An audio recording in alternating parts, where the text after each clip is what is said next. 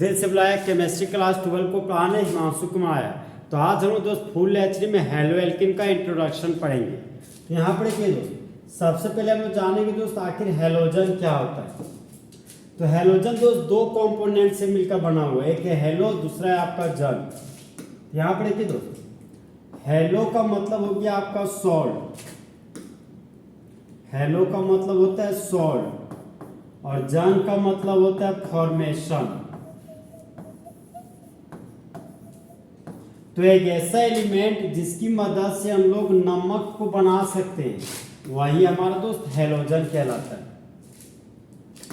जैसे यहाँ पर देखिए दोस्त, हेलोजन हमारा ग्रुप 17 का रहने वाला एलिमेंट है, और हम लोग जानते हैं कि ग्रुप 17 में रहने वाला एलिमेंट है हमारा दोस्त फिर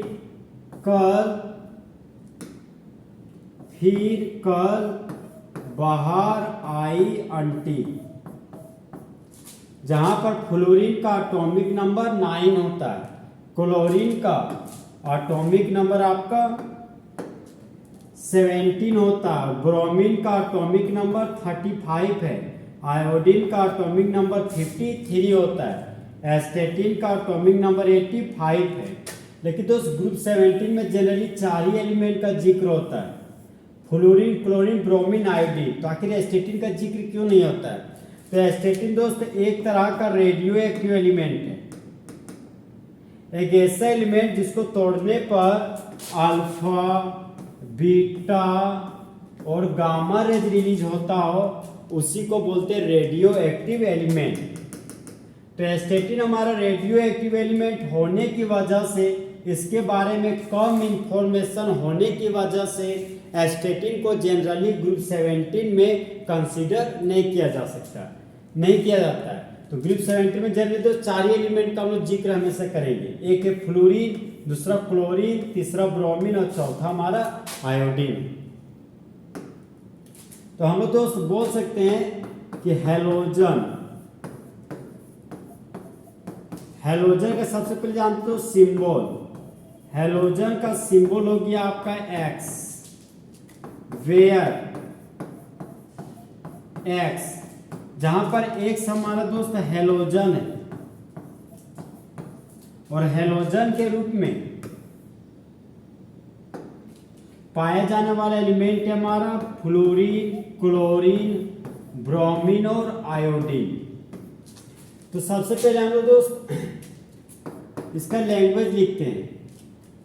तो हेलोजन का जनरल लैंग्वेज हो गया मेंबर्स ऑफ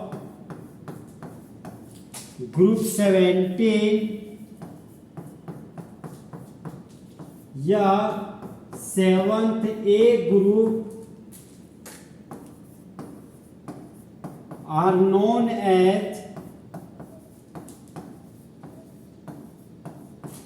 हेलोजन।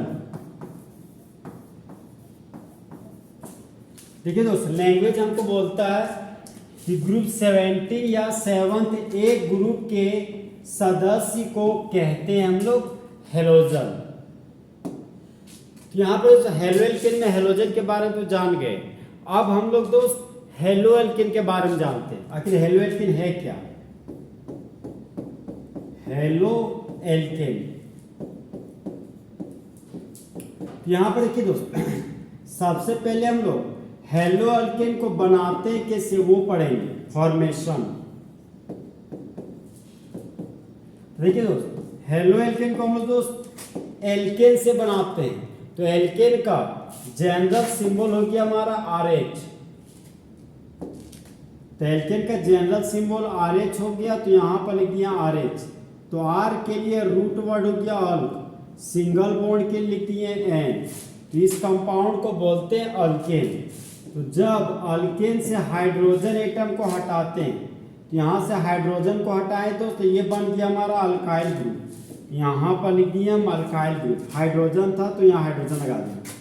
तो R के लिए रूट वर्ड हो गया मेरा अल, खाली बॉन्ड के लिए लिख दिए YL ग्रुप। तो इस ग्रुप का नाम हो गया अल्काइल ग्रुप।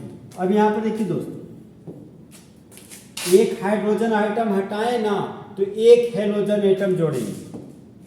तो अल्काइल ग्रुप में एक हेलोजन एटम को जोड़ दिए। तो अल्काइल ग्रुप में जुड़ गया हैलाइड, तो बना लिया alkyl halide, alkyl halide. Alkyl halide हमारा दोस्त कॉमन नेम है। देखिए दोस्त, अब हम लोग इसका लैंग्वेज लिखते हैं।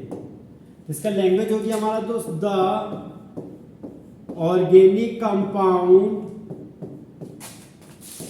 which is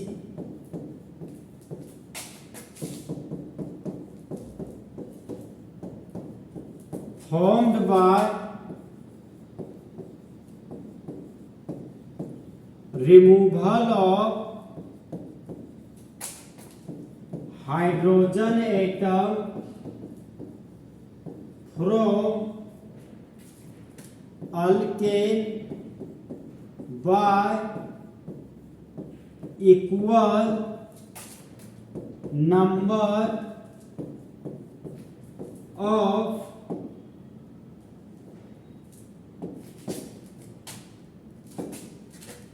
halogen atom are known as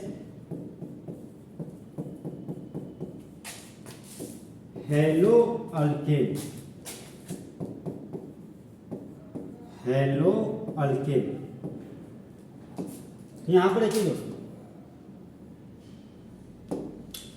इसका जनरल लैंग्वेज हो गया दोस्त कि एक ऐसा कार्बनिक यौगिक जिसे बनाया जाता हो हाइड्रोजन एटम को हटाने पर, कहां से, अल्केन से, और बराबर संख्या में हेलोजन एटम को जोड़ने पर हेलोअल्केन का फॉर्मेशन होता है। हम दोस्त नेक्स्ट पॉइंट में आते हैं। नेक्स्ट पॉइंट है हमारा दोस्त नेचर। आखिर हेलोअल्केन का नेचर क्या होता है? तो हेलोअल्केन का नेचर हो गया आपका दोस्त एलिफेटिक। और देखिए दोस्त, एलिफेटिक में एली का मतलब होता है एनिमल और फैटिक का मतलब फैट। जिसको एनिमल के फैट से ऑब्टेन करते हैं ना, उसी को बोलते हैं एलिफेटिक चेन। लेकिन इससे कभी भी आपका केमिस्ट्री वाला क्वेश्चन बनेगा नहीं। तो एलिफेटिक का एक और मीनिंग होता है दोस्त open chain compound. Open chain compound को बोलते हैं हम लोग एलिफेटिक चेन। तो याद रखिएगा, हेलोअल्केन एक तरह का open chain compound. Next point है हमारा दोस्त शेप। यहां पर देखिए दोस्त, सबसे पहले दोस्त हाइब्रिडाइजेशन स्टेट लिखते हैं। चलिए शेप ही लिखते हैं, ये हमारा शेप। तो देखिए दोस्त, अल्काइल हैलाइड के रूप में मिथाइल क्लोराइड लेते हैं। तो मिथाइल क्लोराइड का फॉर्मूला हो गया CH3Cl। ये कार्बन हो गया, कार्बन के पास एक क्लोराइड है और यहाँ पर 3 ठो हाइड्रोजन एटम है। यहाँ पे देखिए दोस्त, 1 sigma bond, 2 sigma bond, 3 sigma bond, 4 sigma bond. तो जिसके पास 4 सिग्मा बॉन्ड होता है ना, उसका शेप हमेशा टेट्राहेड्रल होता है। यहाँ पर अल्काइल हैलाइड का शेप हो गया मेरा टेट्राहेड्रल। नेक्स्ट पॉइंट है हमारा दोस्त पॉइंट नंबर 4। तो जिसका शेप टेट्राहेड्रल होता है दोस्त, उसका बॉन्ड एंगल हमेशा 109 डिग्री 28 मिनट होता है। फिर हम लोग दोस्त हेलोअल्केन का हाइब्रिडाइजेशन स्टेट निकालेंगे। हाइब्रिडाइजेशन स्टेट, तो सबसे पहले जानेंगे दोस्त ये हाइब्रिडाइजेशन स्टेट क्या होता है। तो एनर्जी सेल साइज को बराबर करने के लिए एटॉमिक और ऑर्बिटल का कॉम्बिनेशन करना ही हाइब्रिडाइजेशन स्टेट कहलाता है। तो यहाँ पर देखिए दोस्त, मिथाइल क्लोराइड में total sigma bond 1 sigma bond, 2 sigma bond, 3 sigma bond और 4 सिग्मा बॉन्ड है। तो हम लोग जानते हैं दोस्त, ऑर्गेनिक केमिस्ट्री में हाइब्रिडाइजेशन स्टेट निकालने के लिए सिर्फ और सिर्फ सिग्मा बॉन्ड को जोड़ते हैं। तो 4 सिग्मा बॉन्ड है। तो हम लोग जानते हैं दोस्त कि ए सबसेल में 1 ऑर्बिटल होता है और पी सबसेल में 3 ऑर्बिटल होता है। और सर ये ऑर्बिटल क्या है?